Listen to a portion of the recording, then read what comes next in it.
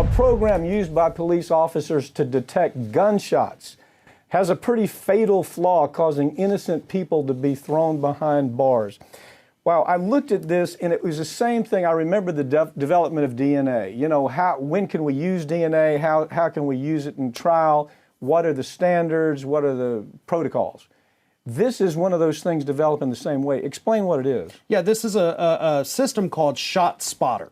And what it is the ShotSpotter group will go out, they place these hidden surveillance microphones throughout a city, and if they detect, what they believe to be a gunshot, any loud noise really, it will alert police officers to the location where that alleged gunshot came from.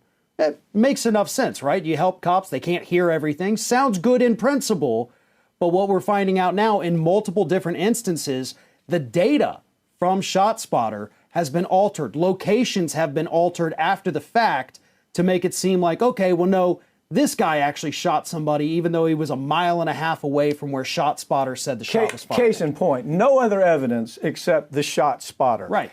They go in and they look at the ShotSpotter and they say, well, there were three gunshots. Well, actually, the ShotSpotter found 4 gunshots, so they simply took one of the gunshots away, right. And all of a sudden, where there's no evidence against this person, he now has the shot. Well, let me tell you this. There's been no convictions with just the ShotSpotter alone. There's got to be other evidence. This is something that's developing. I don't see it going away.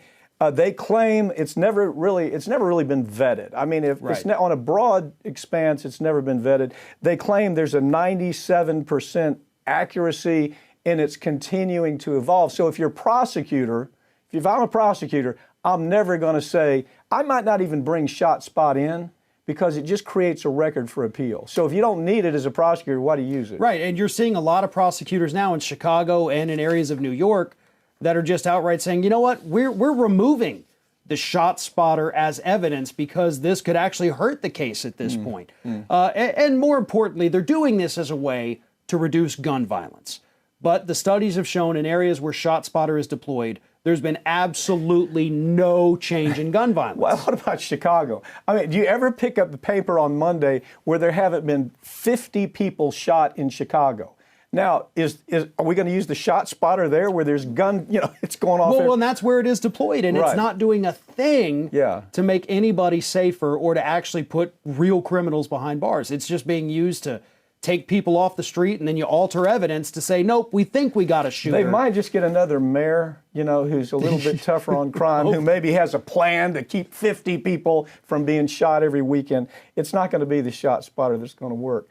Thank you for joining me.